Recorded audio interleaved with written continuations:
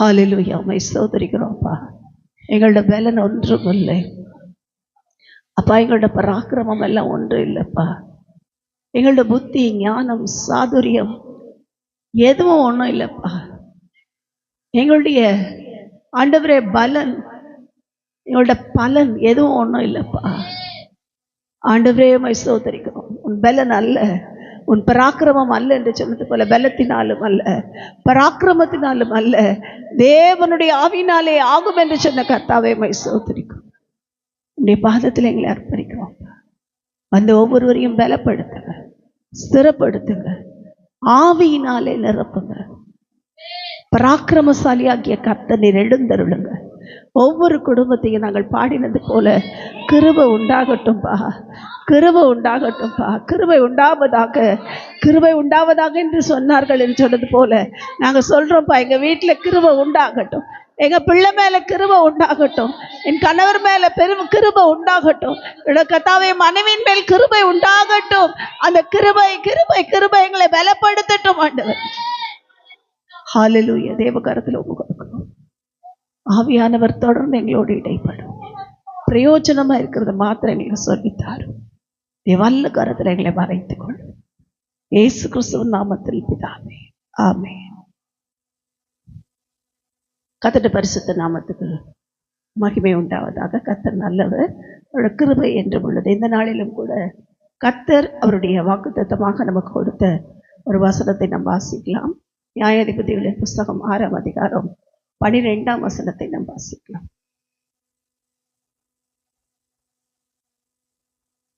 நியாயாதிபதிகள் 6:12.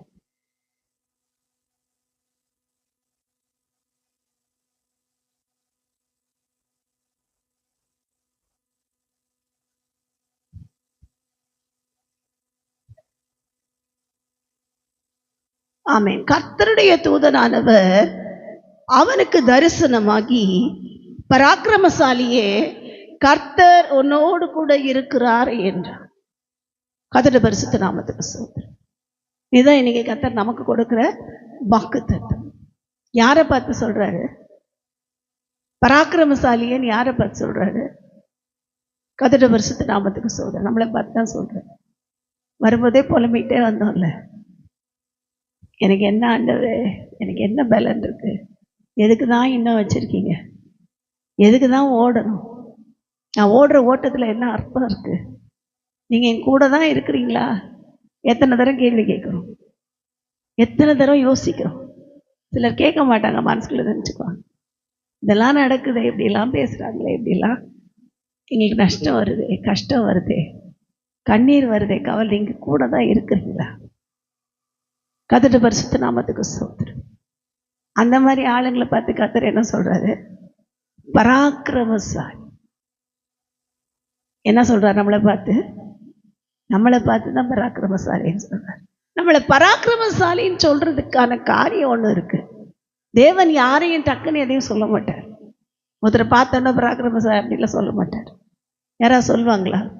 கிரிக்கெட்டே ஆட தெரியாதவரை பார்த்து பயங்கர கிரிக்கெட் நான் அப்படின்னு சொல்லுவாங்களா? சொல்ல மாட்டார். மல்யுத்தமே தெரியாது, அவரை பார்த்து பயங்கர மல்யுத்த வீரர் அப்படின்னு சொல்லுவாங்களா? சொல்ல மாட்டேன். ஆனால் நம்ம தேவன் யாரை பார்த்து சொல்றது? தெரியாத ஆளை பார்த்து, பலனே இல்லாத ஆளை பார்த்து, நோஞ்சானா இருக்கிற ஆளை பார்த்து. உண்மையாக சொல்லலாம், என்னது நோஞ்சான், கையை தூக்க முடியல, கையை தூக்குனா கால் வலிக்குது, காலை தூக்குனா கை வலிக்குது. கர்த்தருடைய பரிசுத்த நாமத்துக்கு ஸ்தோத்திரம். நோஞ்சானா இருக்கிற ஆளை பார்த்து என்ன சொல்றாரு? பராக்கிரமசாலி. கர்த்தருடைய பரிசுத்த நாமத்துக்கு ஸ்தோத்திரம். இந்த நியாயாதிபதிகளின் புஸ்தகத்துல நீங்க வாசிச்சு பார்த்தீங்கன்னா தெரியும். இந்த கிதியோனை குறித்து முந்தின வசனம் சொல்லுது, இவர் என்ன பண்ணாரா, மீதியானியருடைய கைக்கு அந்த கோதுமையை தப்பு வைக்கும்படி சில கோதுமை மணிகளையாவது தப்பு வைக்கணும்னு பயந்து பயந்து போர் அடிச்சுக்கிட்டு இருந்தார். இவர் யார்? இவர் நம்ம லிஸ்ட்ல நம்ம ஃப்ரெண்ட். அவர் நம்ம ஃப்ரெண்ட், நம்மள மாதிரியே இருக்காரு. எப்படி பண்றாரு? பயந்து பயந்து பயந்து. எதுக்கெல்லாம் பயம்? எதை பார்த்தாலும் பயம். இருட்டை பார்த்தா பயம், வெளிச்சத்தை பார்த்தா பயம், யானையை பார்த்தா பயம், பூனையை பார்த்தா, எதை பார்த்தாலும் பயம். ஸ்க்ரீன் கொஞ்சம் ஆடினா போதும், நாய் கொஞ்சம் ஊழையிட்டா போதும், அதுக்கு பயப்படுவாங்க நிறைய பேர். ஐயோ நாய் ஊழையிடுது, என்னமோ ஆக போதும். கர்த்தருடைய பரிசுத்த நாமத்துக்கு ஸ்தோத்திரம். அதுக்கு சரியா சாப்பாடு போடலன்னா அதை அழதான் செய்யும். அதை பார்த்து பயம், எல்லாத்துக்கும் பயம். காரணம் என்ன? நம்முடைய பிறப்பு அப்படிப்பட்டது. மண்ணுல இருந்து உண்டானவங்க இல்லை, அதனால அப்படிதான் இருப்போம். இந்த கிதியோனும் அப்படிதான் பயந்துட்டு இருக்கிறாரு. பயந்துதான் என்ன செய்யறாரு? போய் கொஞ்சம் கோதுமை மணியாவது, கொஞ்சம் பேருக்காவது. நீங்க அப்படிதான் ஆயிடுச்சு நிலைமை. சுவிசேஷம் சொல்றது கூட என்ன பண்ண வேண்டியதாயிடுச்சு? பயப்பட வேண்டியதாயிடுச்சு. தைரியமாய் சுவிசேஷம் சொல்ல ஆட்கள் இல்லை. தைரியமா சுவிசேஷம் சொல்றது ஒரு கிராமத்துக்குள்ள போனா அடிச்சு விரட்டுறாங்க. தைரியமா சுவிசேஷம் சொல்றேன்னு இயேசுவை குறித்து சொன்னா காலி பண்ணிடுறாங்க. பயம். காரணம் என்ன? இப்ப போற சூழ்நிலை அப்படி. அவங்களாம் பயப்படல. அவங்களாம் நினைச்சுக்கிட்டாங்க நாங்க தான் பராக்கிரமசாலி. சங் பரிவார், ஆர்எஸ்எஸ், பிஜேபி ஆட்கள் நினைச்சாங்க நாங்க தான் யாரு? பராக்கிரமசாலிகள். 24, 25ஆம் வருஷத்துல கிறிஸ்தவர்களே இல்லாத ஒரு தேசத்தை உருவாக்குவோம். அவங்க சொல்றாங்க. கர்த்தருடைய பரிசுத்த நாமத்துக்கு அதுக்கு ட்ரைனிங்க கொடுக்குறாங்க. மறைமுகமா கொடுத்தாங்க, இப்ப நேரடியாவே கொடுக்குறாங்க. ஸ்கூல்ல, காலேஜஸ்ல, வடநாட்டுல என்ன சொல்லி தராங்கன்னா, இந்து அல்லாதவர்களை எப்படி கொன்று போடுவது, அவங்களை என்ன பண்ணி மிரட்டி மாற்றுவது, பழைய மதத்துக்கே எப்படி மாற்றுவது. கர்த்தருடைய பரிசுத்த நாமத்துக்கு ஸ்தோத்திரம். காரணம் என்ன? இவங்க வேலை, அவங்க வேலையை அவங்க செய்யறாங்க. அவங்க நினைச்சுட்டாங்க நாங்க தான் பராக்கிரமசாலி. 10 வருஷம் வந்து உட்காந்துட்டாங்க. கர்த்தருடைய பரிசுத்த நாமத்துக்கு ஸ்தோத்திரம். அதனாலதான் மணிப்பூர்ல போராட்டம். கர்த்தருடைய பரிசுத்த நாமத்துக்கு. அப்ப என்ன நடக்குது?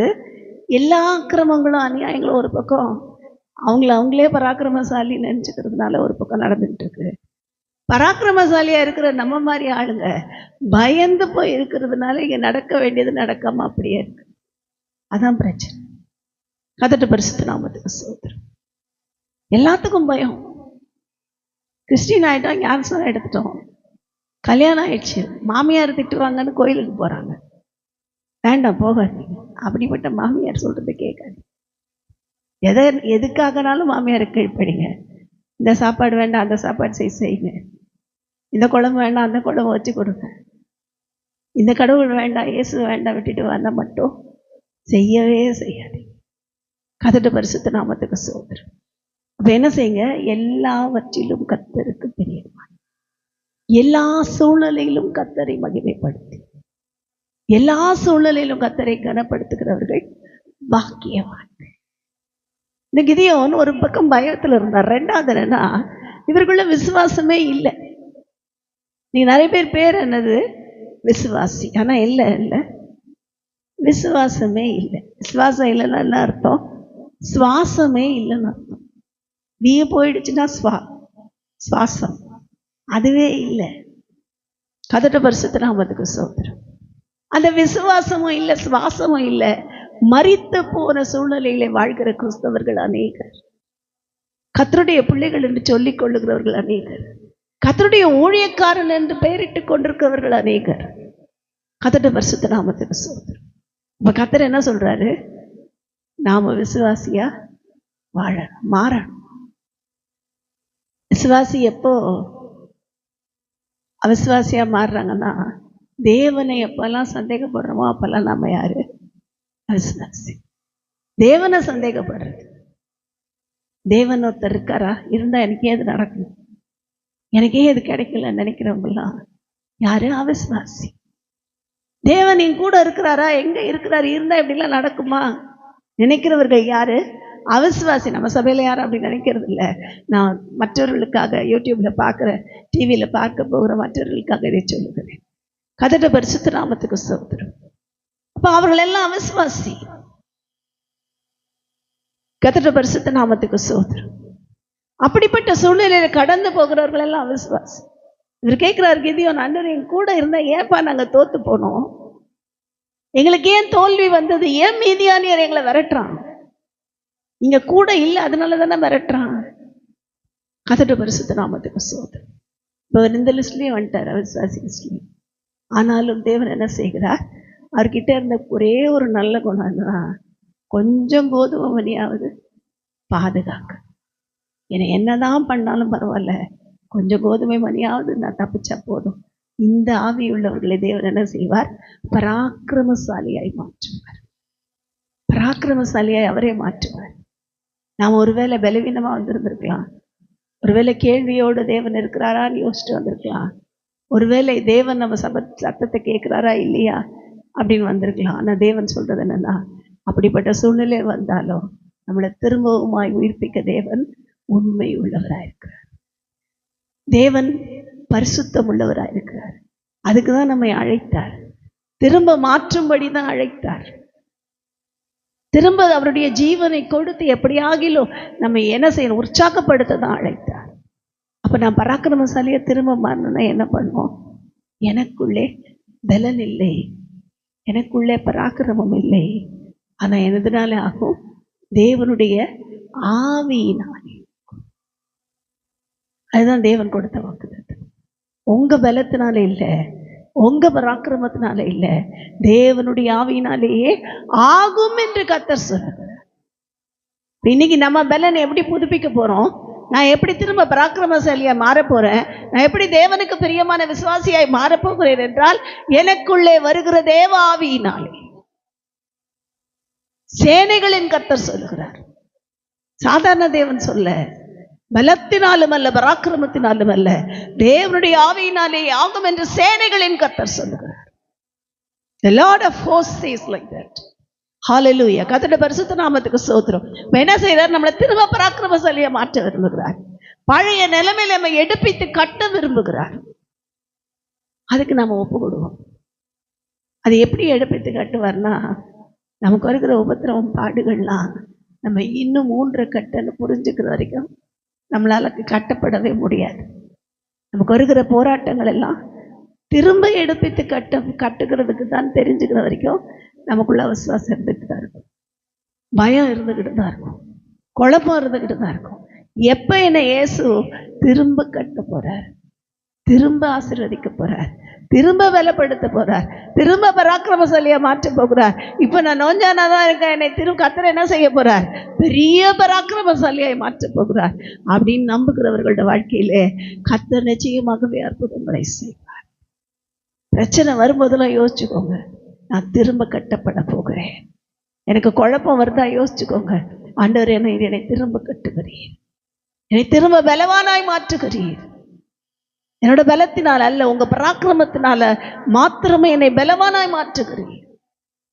கர்த்தருடைய பரிசுத்த உடைய ஆவியினால என்னை பலவானாய் மாற்றுகிறீர் என்று சொல்லி நாம் ஒப்பு கொடுப்போம் என்றால் நிச்சயமாகவே நம்மை பலப்படுத்தி சகாயம் பண்ண தேவன் உண்மை உள்ளவராயிருக்கிறார். கர்த்தருடைய பரிசுத்த நாமத்துக்கு ஸ்தோத்திரம். அப்ப என்ன செய்யணும்? இந்த நாள்ல நான் ஜெபிக்க வேண்டியதெல்லாம், அப்பா பலத்தினால அல்லப்பா, பராக்கிரமத்தினால அல்லப்பா, தேவனுடைய ஆவியினால என்னை பலப்படுத்துங்க, தேவனுடைய ஆவியினால என்னை பராக்கிரமசாலியா மாற்றுங்க, தேவனுடைய ஆவியினாலே என்னை திரும்ப ஊற்ற கட்டுவிப்பீராக என்று சொல்லி ஒப்பு கொடுப்போம். இப்போ வருவாங்க கோயிலுக்கு, வாமா, நம்ம எப்படி இருப்போம்? இயேசுவே மெய்யான தேவன்.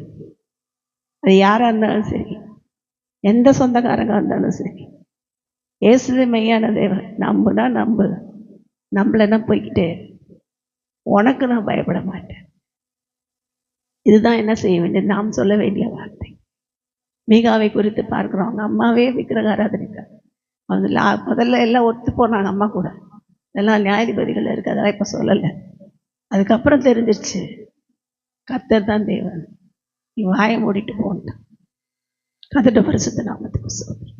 அப்ப இன்றைக்கு தேவன் நம்மிடத்தில் எதிர்பார்க்கறது என்ன? கர்த்தரே தேவன், கர்த்தரே தேவன் என்று பின்பற்றுகிற ஒரு கூட்டத்தை, பராக்கிரமசாலிகளின் கூட்டத்தை தேவன் தேடிக்கொண்டிருக்கிறார். எலியாவோட ஒரு பெரிய தீர்க்கதரிசி வேணுமா? அவர் சொல்லுகிறார், போதும் கர்த்தாவே, என் ஆத்துமாவை எடுத்துக்கொள். நிறைய ஜெபம் தான். போதும் கர்த்தாவே என் ஆத்துமாவை எடுத்துக்கொள்ளும். ரொம்ப ஈஸியான ஜெபம். எடுத்தாருன்னா வேலை முடிஞ்சிச்சு. அவருக்கும் வேலை முடிஞ்சது, நமக்கும் வேலை முடிஞ்சது. கர்த்தருடைய பரிசுத்த நாமத்துக்கு ஸ்தோத்திரம். அடிக்கடி அகஸ்டின் ஜெபக்குமார் அவர்கள் சொல்லுகிறதே நிறைய இடத்துல சொன்னேன், இங்கே சொல்லியிருக்கேன்னு நினைக்கிறேன். அவர் எடுத்துக்கணும்னு நினச்சா நம்ம விசுவாசி ஆகிட்டா போதும், உடனே எடுத்துக்கணும் பரலோகத்துக்கு கூப்பிட்டு போயிடணும்னு நினச்சா 10 நிமிஷம் ஜாஸ்தியாக ஞானஸ்நான தொட்டியில் வச்சா வேலை முடிஞ்சிருக்கும். எத்தனை நிமிஷம்? ஞானஸ்நானம் கொடுக்கும்போது 10 நிமிஷம் முக்கிய வச்சா போதும், வேலை முடிஞ்சது. நேரம் பரலோகம் தான், பரலோக பாட்டு பாடியிருப்பாங்க. ஆனால் அதற்கு அல்ல, தேவன் அதுக்காக நம்மை அழைக்கல. நாம் போக வேண்டிய தூரம் வெகு தூரம். எலியா கேட்டார், என்னை எடுத்துக்கோங்க எடுத்துக்கோங்க எடுத்துக்கோங்க. இப்போ பராக்கிரமசாலி, நீ இன்னும் எத்தனை வேலை செய்யணும் சொல்கிறார். இந்த பயம், இந்த டென்ஷன், இந்த கோவம், இந்த எரிச்சல்லாம் எலியாக்கு எப்போ வந்துச்சுன்னா வானத்திலிருந்து அக்கினி இறங்க பண்ணதுக்கு அப்புறம் வந்துச்சு. போதும் கர்த்தாவேன்னு சொன்னது. நம்மளை மாதிரி ஆளாக இருந்தால் வானத்திலிருந்து அக்கினி இறங்கணும்னா அடுத்தது போஸ்டர் போட்டிருப்போம், வானத்திலிருந்து அக்கினி இறங்க பண்ணின பரிசுத்தவா ஊழியக்காரர், கர்த்தருடைய தீர்க்கதரிசி, கர்த்தருடைய மெய் தீர்க்கதரிசி, மெகா தீர்க்கதரிசி எல்லாம் பேர் போட்டு எல்லா போஸ்டர்ஸாக போயிருக்கோம். எல்லாம் தமிழ்நாடு, இந்தியா, ஃபாரின்லாம் போயிருக்கோம். கர்த்தருடைய பரிசுத்த நாமத்துக்கு ஸ்தோத்திரம். அவனை அதெல்லாம் செய்யல. அவர் என்ன பண்ணார்? உள்ள ஓரமாக போய் சூரச்செடிகளை படுத்துக்கிட்டு அழுகிறார். போதும் கர்த்தா. எவ்வளோ நல்ல மனுஷன். அவர் அழுததுக்கு காரணம் அவரோட ஜீவனுக்கு பயந்ததுனால அல்ல. அவர் எதுக்காக அழுதாருன்னா, இவ்வளோ அற்புதத்தை பார்த்து இந்த ஜனத்துக்கு மனம் திரும்புதலே இல்லையாண்டாரு. இந்த ஜனம் மனம் திரும்பலையே, நீரே மெய்யான தேவன் என்று ஏற்றுக்கொள்ளவில்லை. வானத்திலிருந்து அக்கினி இறங்குச்சு, எல்லாம் கத்திர தேவன் முடிஞ்சு கத்துச்சுங்க. அப்புறம் பார்த்தா கொஞ்ச நேரத்தில் திரும்ப விக்கிரகாராதனை பண்ணிக்கிட்டு இருக்குதுங்க. இதை வச்சு நான் என்ன பண்ணுவேன்? இந்த ஜனத்துக்கு நான் சுவிசேஷம் சொல்றதுக்கு நீர் எடுத்துக்கொள்ள மாட்டேன். சோர்ந்து போனதுக்கு காரணமே அதான். கர்த்தருடைய பரிசுத்த நாமத்துக்கு ஸ்தோத்திரம். அப்படிப்பட்ட சூழ்நிலை தேவன் சொன்னார், எப்பா நீ போக வேண்டிய தூரம் வெகு தூரம். நீ போய் என்ன பண்ணணும்? 2 ராஜாக்களை அபிஷேகம் பண்ண வேண்டும். உன்னுடைய ஸ்தானத்தில் ஒரு தீர்க்கதரிசி அபிஷேகம் பண்ண வேண்டும். அப்புறம் தான் நான் உன்னை எடுப்பேன். அது கூட நீ மறிக்க மாட்டேன். உன்னோட மரணத்தை கொடுக்க போறதில்லை. உன்னை அக்னிமயமான ரதங்களாலே உயிரோட பரலோகத்துக்கு எடுத்துக்கொள்வேன் என்று சொல்லி தேவன் எலியாவை பொறுப்பெடுத்தது போல இன்றைக்கு தேவன் நம்மை பராக்கிரமசாலியாய் மாற்ற உண்மையுள்ளவர். போதும் கர்த்தாவே என்று சொல்லுகிறதை நிறுத்துங்கள். அது போதும். இதுவரைக்கும் சொன்னது போதும். போதும் கர்த்தாவே, போதும் கர்த்தா சொன்னது போதும். நான் என்ன செய்ய சித்தமா இருக்கிறேன்னு கேளுங்க. பவுலை போல என்ன செய்யணும்? ஆண்டவரே எனக்கு பராக்கிரமம் இல்லை, நான் என்ன செய்யணும் சொல்லுங்கன்னு கேட்க வேண்டிய இடத்துல நம்ம இருக்க வேண்டும். கர்த்தருடைய பரிசுத்த நாமத்துக்கு ஸ்தோத்திரம். அப்படி கேட்கிறவங்களுக்கு தான் கர்த்தர் பேசுவார். நான் என்ன செய்யணுன்றதை நமக்கு சொல்லி கொடுப்பார். நம்ம செய்ய வேண்டிய வழியை, போக வேண்டிய வழியை நமக்கு போதிப்பார். கர்த்தருடைய பரிசுத்த நாமத்துக்கு ஸ்தோத்திரம். பராக்கிரமசாலியா மாத்திரம் வைக்கிறது இல்லை, பராக்கிரமசாலியை அவருடைய பராக்கிரமமான அந்த கரங்கள்ல மறைச்சுக்கிறார். ஆபக்கு புஸ்தகம் 3ஆம் அதிகாரம் வீட்டில் போய் வாசிச்சுக்கோங்க. அதில் எழுதப்பட்டிருக்கிறது, அவருடைய கரத்திலிருந்து கிரணங்கள் வீசின அந்த கரங்களில் அவருடைய பராக்கிரமம் மறைந்திருந்தது. எங்க மறைஞ்சிருக்கு அவரோட பராக்கிரமம்? அவரோட கரத்துல மறைஞ்சிருந்தது. எவ்வளவு பெரிய விஷயம் இல்லை? கர்த்தருடைய பரிசுத்த நீங்க லைட்டா போடுறாங்க. எதுக்காக? ஆவி, பரிசுத்த ஆவியில நிரம்புறதுக்கு. எல்லா பக்கமும் புகை போட்டு லைட் போட்டு டான்ஸ் எல்லாம் ஆடுறாங்க. அப்பதான் ஆவி வருது அவங்களுக்கு. ஆண் பிள்ளைகளுக்கும் பெண் பிள்ளைங்க எப்பதான் ஆவி பரிசுத்தா வராரு, அப்பதான் வர ஒரே டான்ஸ் ஆடினோன்னு தான் வர. கர்த்தருடைய பரிசுத்த நாமத்துக்கு ஸ்தோத்திரம். சண்டே கிளாஸ்ல டான்ஸ் ஆடுறது தப்பில்லை, ஆராதனையில டான்ஸ் ஆடுறது சரியில்லை. கர்த்தருடைய பரிசுத்த நாமத்துக்கு ஸ்தோத்திரம். ஆராதனையின் போது ஆராதிக்க வேண்டும். பயந்து நடுங்கி பயத்தோடும் நடுக்கத்தோடும் அவர் சன்னதி முன் பிரவேசித்து நான் கர்த்தரை ஆராதிக்க வேண்டும். அங்க போய் என்ன பண்றது? ஆட்டம் போடுறது. கர்த்தருடைய பரிசுத்த நாமத்துக்கு ஸ்தோத்திரம். அப்ப என்ன நடக்கிறது? இன்னைக்கு ஒரே எல்லாம் டியூப்ளிகேட்ஸ் தான். கர்த்தருடைய பரிசுத்த நான் இப்படிப்பட்ட சூழ்நிலையில கர்த்தர் நம்மை பராக்கிரமசாலியாய் மாற்ற வேண்டும் என்றால் கரத்துல தான் அந்த கிரணங்கள் வீசி, கிரணங்கள்லானது எல்லா லைட், கலர் கலர் லைட் எங்கேருந்து வருது? அவரோட கரத்திலிருந்து வருகிறது. அவரோட கரத்திலிருந்து அழகழகா கலர் கலர் லைட்ஸ். கர்த்தருடைய பரிசுத்த நாமத்துக்கு ஸ்தோத்திரம். பார்க்கவே நம்மை இழுக்கிற அளவுக்கு கலர் கலர் கலர் லைட்ஸ் அங்கதான் மறைஞ்சிருக்கு. என்ன மறைஞ்சிருக்கு? உபாகமம் 33ஆம் அதிகாரம் வீட்டில் போய் வாசிக்கோங்க. அவருடைய பரிசுத்தவான்கள் அவருடைய கரத்திலே இருக்கிறார்கள். எங்க இருக்கிறாங்க? நம்மளை அவர் கரத்துல மறைச்சு வச்சிருக்காரு. எங்கேயும் விடலை, நம்மளை எங்கேயும் விடலை. கீழே விடுகிற தேவன் அல்ல. நம்முடைய எல்லா சோர்வுகளை அறிவார், நம்முடைய பலவீனங்களை அறிவார், நம்முடைய போராட்டங்களை அறிவார். அதனால அவர் எங்க வச்சுக்கிறாரு? அவருடைய கரத்தின் மறைவில மறைத்து வைக்கிறது. கர்த்தருடைய பரிசுத்த நாமத்துக்கு ஸ்தோத்திரம். இந்த பராக்கிரமமான கரத்துல நாம இருக்கிற வரைக்கும் நமக்கு பயமே வராது. ஆபரேஷன் தியேட்டருக்குள்ள போனா கூட பயம் வராது. கர்த்தருடைய பரிசுத்த நாமத்துக்கு ஸ்தோத்திரம். ஆக்சிஜன்லாம் வச்சுட்டா கூட பயம் வராது. ஆக்சிஜன் அவ்வளவுதான், முடிஞ்சு போச்சு, கதை முடிஞ்சிச்சுன்னுவாங்க. ஆனா பயம் வராது. காரணம் என்ன? அவருடைய பராக்கிரமசாலிகளாகிய பரிசுத்தவான்கள் அவருடைய கரத்திலே மறைந்திருக்கிறார். அவன் நாம் பராக்கிரமசாலியா மாறணும், நாம் பரிசுத்தவானா மாறணும். பரிசுத்தவானா மாறினாதான் அந்த பராக்கிரமம் என்னை நிரப்பும். இந்த பராக்கிரமசாலியுடைய அந்த மகிமையான வல்லமை நம்மை நிரப்பும். இந்த கிரணங்கள் வீசிக்கொண்டிருக்கும். நம்ம வரும்போதே ஒரு லைட் வரும். நாம கலர் கலர் லைட் பொய்யெல்லாம் போட்டு இந்த செகண்ட் எல்லாம் போட வேண்டாம், அதுவே எரியும். நம்ம போனாலே லைட் எரியும். கர்த்தருடைய பரிசுத்த நாமத்துக்கு ஸ்தோத்திரம். வேதத்தில் அப்படி ஒரு மனுஷன் இருந்ததை வேதத்தை வாசிக்கிறோம். யோபுவை குறித்து வாசிக்கிறோம். அவருடைய தலையின் மேல் அவருடைய ஒளி பிரகாசித்ததா. தலையின் பின்பாக யாருக்கு பின்னாடி? யோபுவுக்கு பின்னாடி. பெரிய பெரிய இந்த இந்து கடவுள், அந்த மனிதர்களாக இருந்து கடவுளாக பின்னாடி ஒரு பெரிய சூரிய வெளிச்சம் போட்டிருப்பாங்க. ஒரு வெளிச்சம் இருக்கும். அது இவங்க போட்டோவில் வரைஞ்சது, உண்மை கிடையாது. ஆனால் கர்த்தருடைய பரிசுத்தவான்களுக்கு அவர்களுக்கு தெரியாம அவங்க தரைக்கு பின்னாடி என்ன இருக்கும்? ஒரு பெரிய வெளிச்சம், ஒரு பிரகாசம், ஒரு மகிமை எப்போதும் கூட இருக்கும். சிரசின் மேல் அவருடைய தீபம் இருந்தது என்று வாசிக்கிறோம். அவருடைய தீபம் எங்க இருக்கிறது? நம்முடைய சிரசின் மேல் இருக்கும். எங்கேயும் போய் தேட வேண்டாம். யார் அந்த தீபத்தை ஏற்றுவான்னு பார்க்க வேண்டாம். எப்பையும் பிரகாசித்து கொண்டிருக்கும். அப்ப தான அபிஷேகம் நம்ம போனாலே வரும். நம்ம நடந்தாலே அபிஷேகம், நம்ம நின்ன அபிஷேகம், நாம் பேசினால் அபிஷேகம், நாம் ஒரு வார்த்தை சொன்னா கூட அபிஷேகம். நம்ம தெரியாம ஒரு வார்த்தை சொல்லிடுவோம், தேவன் அதை கனப்படுத்துகிற தேவன். என்றால் வார்த்தையில் அபிஷேகம் இருக்கும். காரணம் அவருடைய பராக்கிரமசாலிகள் அவர் கரத்துக்குள் இருந்தார்கள். கிரணங்கள் வீசிக்கொண்டிருக்கிற அந்த கரத்துக்குள்ள பரிசுத்தவான்களை வைத்து என்ன செய்தார் என்றால், அந்த வசனத்துக்கு நியாய பிரமாணங்களுக்கும் எப்படி கீழ்ப்படுகிறதுன்னு சொல்லி கொடுத்தார். அதுதான் கரத்துல வச்சிருந்தார், சும்மா வைக்கல. நம்மளெல்லாம் ஏன் அவரோட கரத்துல வச்சிருக்காரு? பாடு வந்தோன்னே புலம்புவோம்ல, அப்போ சொல்லுவார், இது நீ பாடுபட்டு புலம்புறதுக்கு இல்லை, இந்த பாடு நீ மற்றவர்களுக்காக ஜெபிக்கிறதுக்கு. இந்த பிரச்சனை நீ அப்படியே அழுது அழுது அழுது அழிந்து போகிறதுக்கு அல்ல, உன்னை போல அழுகிறவர்களுக்காக நீ அழுது போராடி ஜெபிக்கிறதுக்கு. கர்த்தருடைய பரிசுத்த நாமத்துக்கு ஸ்தோத்திரம்.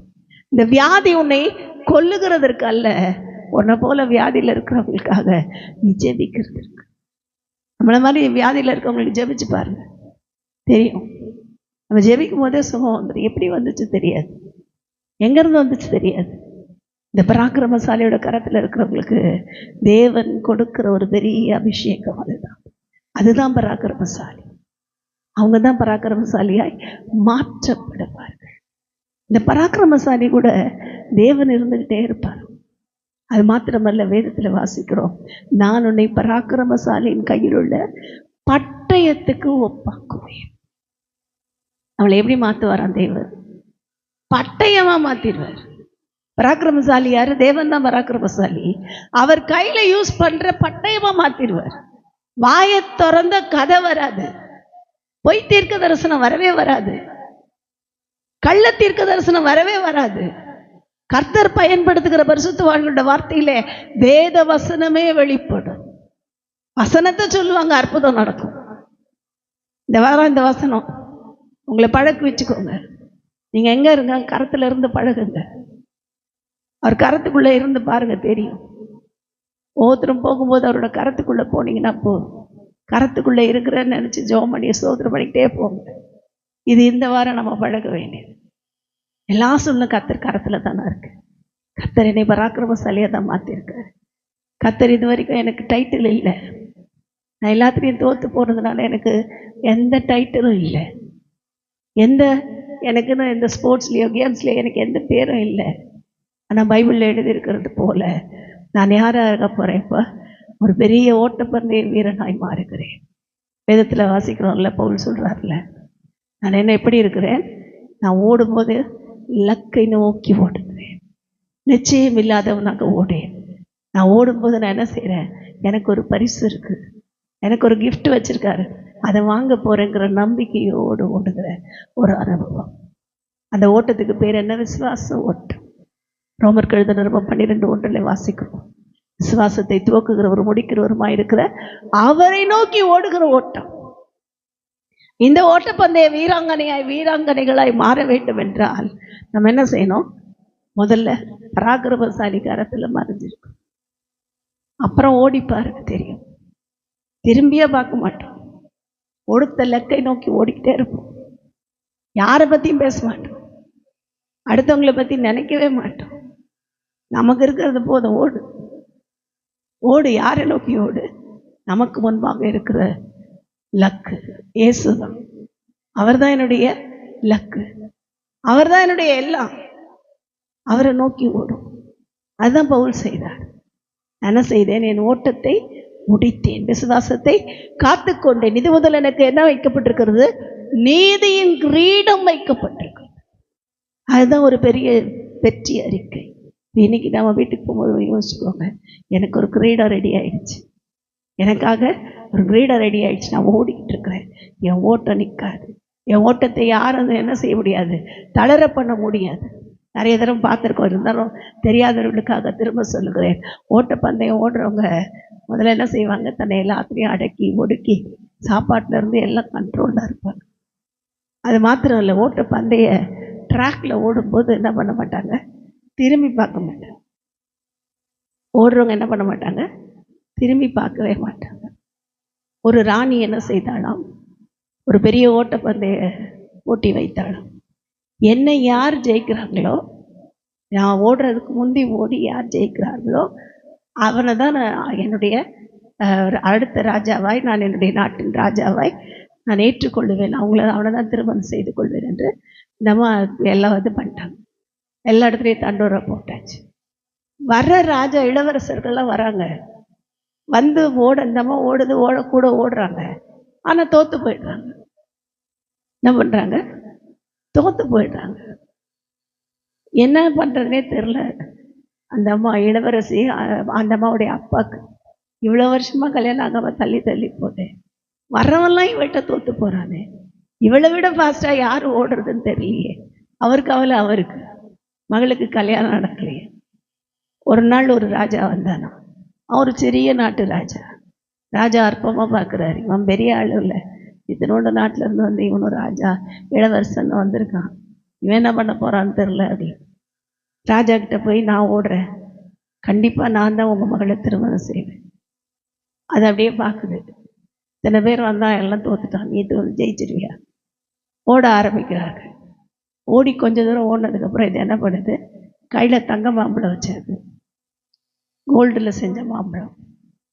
சும்மா இருந்தாலே திரும்பி பார்ப்போம். ஓடும் கொஞ்சம் முன்னாடி போகும்போது இவனுக்கு முன்னாடி அந்த தங்க மாம்பழத்தை போடும். உடனே அவன் கீழே கொண்டு தங்க மாம்பழத்தை எடுப்பான். ஏன்னா விலை ஜாஸ்தி. இப்போ இருக்கிற விலைவாசிக்கு எவ்வளோ? ஒரு பவுன் 50,000 60,000 60,000 கிட்ட வந்துருச்சு ஒரு கிராம். நான் வேற ஒரு பவுன் தப்பாக சொல்கிறேன், ஒரு பவுன் தான் நினைக்கிறேன். ஒரு பவுன் 60,000 ரூபாய். இந்த 60,000 ரூபாய்க்கு அவன் எவ்வளோ தங்க மாம்பழம் தான் எத்தனை, எப்படி பார்த்தாலும் ஒரு கிலோவாது இருக்கும். அவன் என்ன பண்ணுறான்? உடனே அந்த தங்க மாம்பழத்தை எடுத்துக்கிறான். ஒவ்வொருத்தனும் வரவெல்லாம் இதான் தோற்று போனான். இந்த சின்ன நாட்டு இளவரசன் அவன் வந்தான்ல, அவன் என்ன பண்ணுறான்? இந்த அம்மாவோட தந்திரத்தை புரிஞ்சுக்கிட்டான். இவன் என்ன பண்ணுறான்? நம்மளோட ஓட்டத்தை ஓட ஆரம்பிக்கும் போது நம்ம தங்கமாம எடுத்து போட்டு அவன் திரும்பியே பார்க்கல, அதை திரும்பியே பார்க்கல, திரும்பவும் போடுது, திரும்பியே பார்க்கல. ஓடி ஓடி ஓடி கடைசியில் ஜெயிச்சிட்டான். ஜெயிச்ச உடனே அவன் அந்த அம்மா பார்க்கல, என்னடா அதை நம்ம வச்ச டெஸ்ட்டில் இவன் ஒருத்தன் தான் ஜெயிச்சேன், மற்ற வர்றவெல்லாம் பணத்துக்காக வந்தான், இவன் ஒருத்தன் தான் பண ஆசை இல்லாமல் வந்தான். இன்றைக்கும் இயேசு அப்படி தான் நமக்கு டெஸ்ட் வைக்கிறார். நமக்கு வைக்கிற டெஸ்ட் என்னது? இவங்க எதுக்காக இயேசுவை தேடி வந்திருக்கிறார்கள்? ஃப்ரிட்ஜு, காரு, வீடு இதுக்காக வந்தாங்களா, இல்லைன்னா எதுக்காக வந்தாங்கன்னு டெஸ்ட் வைப்பார்.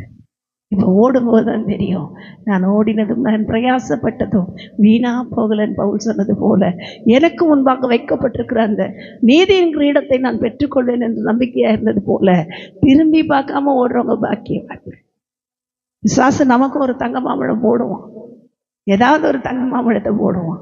அதனால் ஜாக்கிரதை உள்ளவர்களாய் ஓடுவோம், ஓட்டத்தை முடிப்போம், நாம் ஜெயத்தோடு கூட கர்த்தரை மகிமைப்படுத்துவோம். கர்த்தர் தாமே நம்மை ஆசீர்வதிப்பாராக.